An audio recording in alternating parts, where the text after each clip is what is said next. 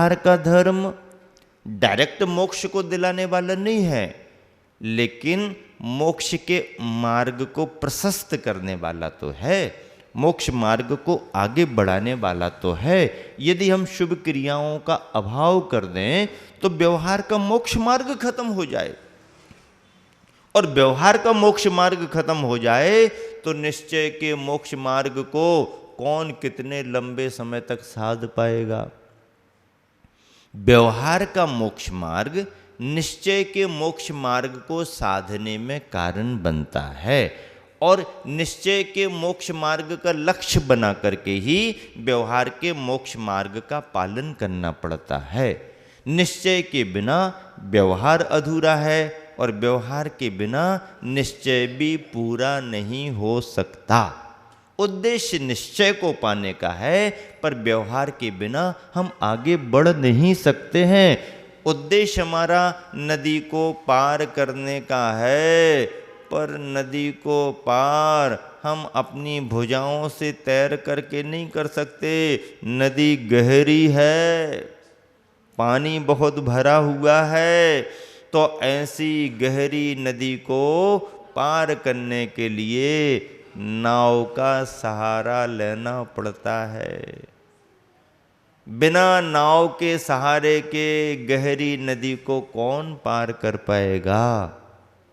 नाव में बैठना जरूरी है, पर इतना भी ध्यान रखना जरूरी है कि नाव में बैठ गए और उस किनारे पर पहुंच गए तो अब नाव में ही बैठे रहने का मन नहीं करना। नाव कितनी अच्छी है, क्या गजब की नाव, कितनी सुंदर नाव है, वाह भाई वाह, बहुत बढ़िया। इस नाव का इतना बड़ा उपकार, इसने मुझे उस किनारे से इस किनारे लगा दिया। अब इतने बड़े उपकारी को छोड़ करके कैसे मैं आगे बढ़ूं। वाह वाह, धन्य है, धन्य है। और फिर नाव को पकड़ के ही बैठ गए तो अगले गांव में घर वाले परेशान हो जाएंगे। समाचार तो आया था कि आने वाला हूं, पर अभी तक कहाँ गए, अभी तक क्यों नहीं आए, कहाँ गए। और जब उन्होंने आकर के नदी पर देखा, ये नाव को ही पकड़े बैठे, भैया चलो पार तो हो गए। नहीं नहीं, इसका बड़ा उपकार है, इसको कैसे छोड़ करके जाऊं। तो उपकार तो रास्ते में इसने किया है, अब चलो घर पर हम लोगों पर आप उपकार तो करो आकर के। उद्देश्य घर पहुंचने का है, नाव में ही बैठे रहने का नहीं है। लेकिन नाव के बगैर नदी पार नहीं कर सकते हैं, इसलिए नाव में बैठना ही पड़ेगा। नाव माध्यम है, नाव साधन है, नाव साध्य नहीं है।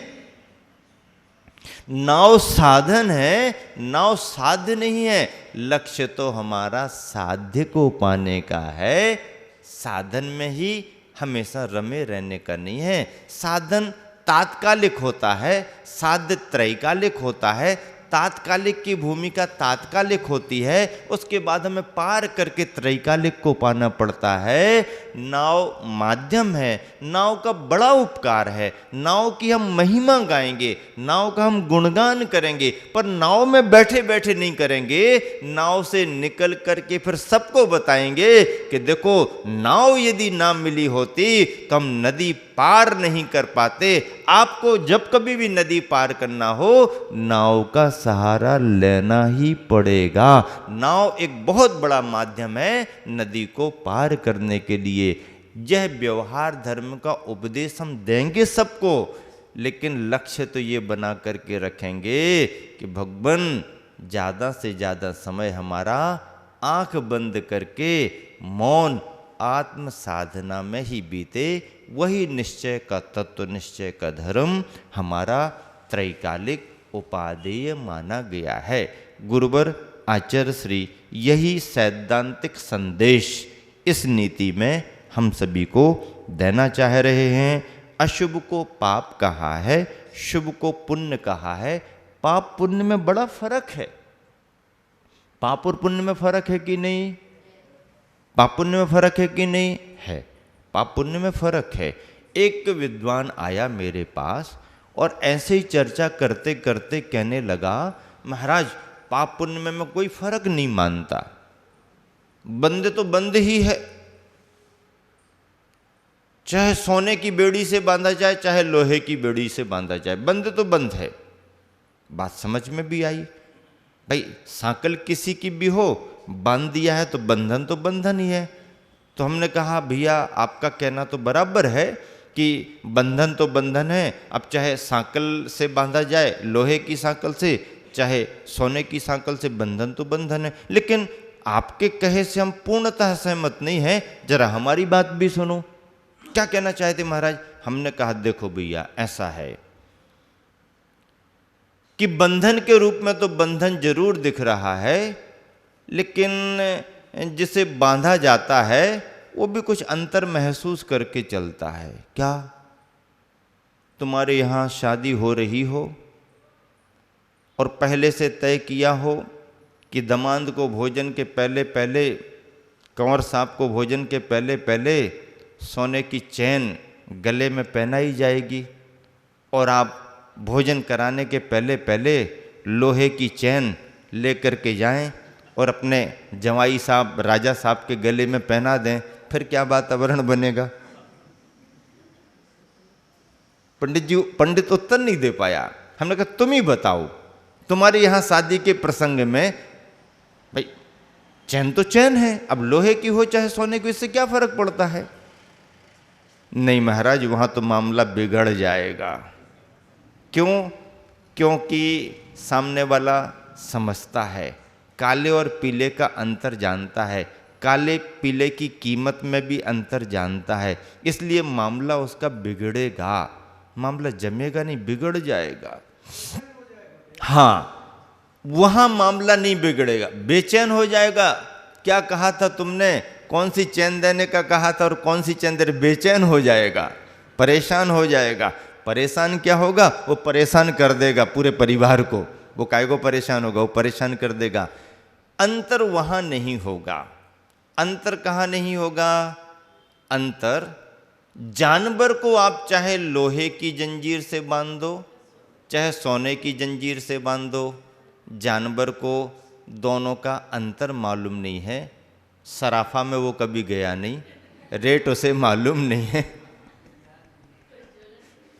कोई ज्वेलर्स की दुकान पर जाके उसने भाव ताव किया नहीं। अब जानवर को चाहे आप लोहे की जंजीर से बांध दो, चाहे सोने की जंजीर से बांध दो, जानवर तो बंधा है, सो बंधा है, उससे कोई फर्क नहीं पड़ेगा। या तो जानवर को फर्क नहीं पड़ेगा, या जानने में, ज्ञान के क्षेत्र में जो वर श्रेष्ठ हैं, जानवर जानने में, ज्ञान के क्षेत्र में जो वर श्रेष्ठ हैं, ऐसे ज्ञानी मुनि महाराज को, आचार्य उपाध्याय साधु को आप चाहे लोहे का बंधन बांध दो और चाहे सोने का बंधन बांध दो, उनकी नज़र में कोई अंतर नहीं है। आचार्य प्रवर मानतुंग के लिए चाहे आप लोहे की सांकलों से बांध दो और चाहे सोने की सांकलों से बांध दो, उनको फर्क इसलिए नहीं रहेगा, अरे कपड़े वाले इनकी कीमत में अंतर जानते हैं, मेरी नज़र में तो लोहा और सोना बराबर बराबर माना जाता है, कोई फर्क नहीं पड़ता है। और आचार्य प्रवर मानतुंग क्या विचार करेंगे? अरे तुम शरीर पर बंधन डाल रहे हो, तुम्हें मालूम नहीं, मैं तो शरीर को ही बंधन मान के चल रहा हूं। मैं शरीर को ही जब बंधन मान करके चल रहा हूं, तो तुम इस बंधन पर बंधन क्या डालोगे? और शरीर को ही क्या, मैं तो शरीर रहित आत्मा में भी कर्म का बंधन मान करके चल रहा हूं। उन कर्मों के बंधन को, और कर्म का ही ज्ञान वर्णादि कर्म का बंधन क्या, मैं तो आंतरिक अंतरंग रूप में आत्मा के अंदर रहने वाले राग देश को भी बंधन मान करके चल रहा हूं। इतने सूक्ष्म बंधनों का मुझे ज्ञान है, तो शरीर के बंधन पर और बंधन डाल दो तो तुम्हारे को फर्क पड़ सकता है, मेरे को कोई फर्क नहीं पड़ सकता, क्योंकि वो ज्ञानी गुरु थे, जानने में वर थे, साधना में श्रेष्ठ थे। ऐसे ज्ञानियों पर कोई फर्क नहीं पड़ता है। या तो ऐसे शुद्धोपयोगी किसी निर्ग्रंथ मुनि की भूमिका हो जो ये कहेगा कि लोहे का बंधन और सोने का बंधन दोनों में मेरी नज़र में कोई फर्क नहीं है। या वो पशु अज्ञानी जिसे कोई भी ज्ञान नहीं है, वो कहेगा मुझे इससे कोई लेना देना नहीं, कोई फर्क नहीं। लेकिन जो गृहस्थ है और गृहस्थी में लगा हुआ है, वह तो लोहे और सोने में अंतर करके चलता है। इसलिए लोहा अशुभ है, उसे छोड़ दो। सोना शुभ है, कीमती है, उसे पकड़ करके रखो। ये गृहस्थ की भूमिका है। एक जगह लिखा, कांटे हों या फूल फर्क क्या पड़ता बोलो। कांटे हों या फूल फर्क क्या पड़ता बोलो। कुटिया हो या महल आंख भीतर की खोलो। कांटे हों या फूल फर्क क्या पड़ता बोलो। कुटिया हो या महल आंख भीतर की खोलो। माटी हो या स्वर्ण जागना तो भीतर है।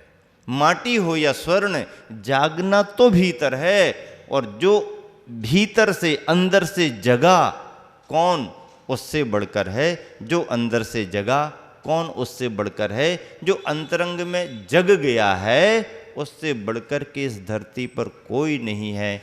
ऐसे ज्ञानी भव्यात्माओं के लिए, आत्म साधकों के लिए, मुनियों के लिए कहा है कि उन्हें शुभ और अशुभ दोनों बराबर होते हैं, क्योंकि वो ध्यान में बैठ सकते हैं, बैठ जाते हैं। लेकिन जिन गृहस्थों की ध्यान की भूमिका नहीं है, और जो मुनि महाराज जी भी जितने समय तक ध्यान में नहीं बैठ रहे, उन सभी को अशुभ से बचने के लिए शुभ की क्रियाओं में, व्यवहार के धर्म में लगना बहुत जरूरी है। यह व्यवहार का धर्म इनके जीवन का प्रभात, शुभ प्रभात, प्रातः की लाली मानी गई है। और ऐसी प्रातः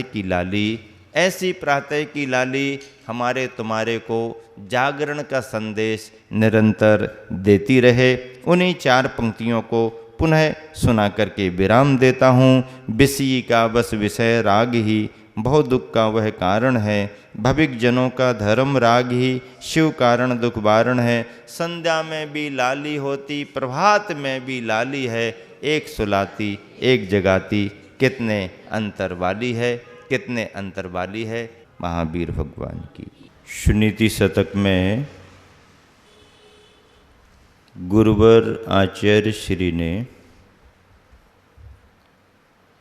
प्रभात की लाली और संध्या की लाली को लेकर सैद्धांतिक रहस्य को स्पष्ट किया है। शुभ और अशुभ में बड़ा फर्क है। राग होते हुए भी अप्रशस्त है तो संसार का कारण है, और प्रशस्त है तो क्रमशः मोक्ष का कारण है, परमार्थ का कारण है। संसार में व्यवहार अवस्था में राग की भूमिका पूर्णतः समाप्त नहीं होती। निश्चय का शुद्ध तत्व तो वीतरागता का ही है, लेकिन उस वीतरागता को पाने के लिए प्राथमिक साधकों के लिए, श्रद्धालुओं के लिए शुभोपयोग का मार्ग है। आचार्य भगवंतों ने दान, पूजा, शील, उपवास आदि को शुभ क्रियाएं कहा है, प्रशस्त क्रियाएं कहा है, पुण्य की क्रियाएं कहा है। और ये पुण्य की क्रियाएं, प्रशस्त क्रियाएं अशुभ कर्म को दूर करती हैं और सातिशय पुण्य का आश्रव कराती हैं। सुबह जिस पंक्ति को लेकर के चर्चा की थी, उसमें ये भाव था कि शुभ और अशुभ दोनों एक रूप होकर के ज्वाला नहीं हो सकते। अशुभ ज्वाला होगा है, लेकिन अशुभ की तरह शुभ ज्वाला नहीं हो सकता। तो शुभ को क्या कहें? फिर हमने वहाँ समाधान दिया कि अशुभ ज्वाला है, लेकिन शुभ ज्वाला नहीं है, शुभ ज्योति है। ज्योति और ज्वाला में अंतर है। ज्वाला कहीं भड़क जाए तो सब भागना चाहते हैं, और कहीं पर दीप प्रज्वलन हो, मंद मंद ज्योति दिख रही हो, उजाला मोहक लगता है और उपादेय है, तात्कालिक उपादेय है। तो अशुभ को ज्वाला तो कह सकते हैं, शुभ को ज्वाला नहीं बल्कि शुभ ज्योति है।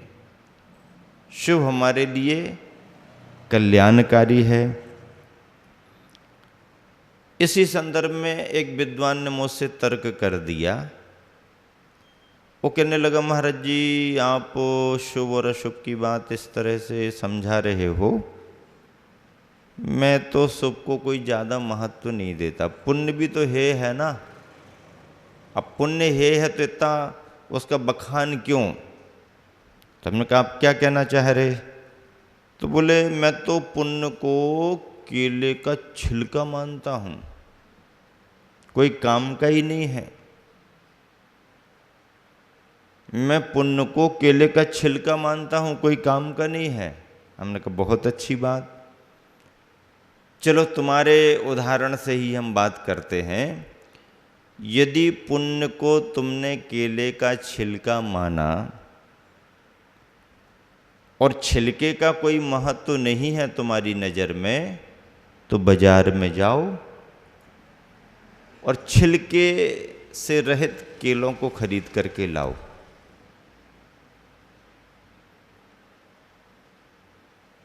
क्या बिना छिलका का केला आप खरीदोगे? छिलका महत्वपूर्ण नहीं है, पर छिलके से केले की सुरक्षा है। कीमत हम केले की देते हैं, छिलके की नहीं। लेकिन जब भी केला खरीदते हैं, यदि छिलका नहीं है तो खरीदना तो बहुत दूर की बात, हाथ भी उसमें नहीं लगाते। क्यों? क्योंकि नहीं, भले ही केले के सामने छिलके का महत्व नहीं है, लेकिन केले की सुरक्षा में छिलके का 100% महत्व है।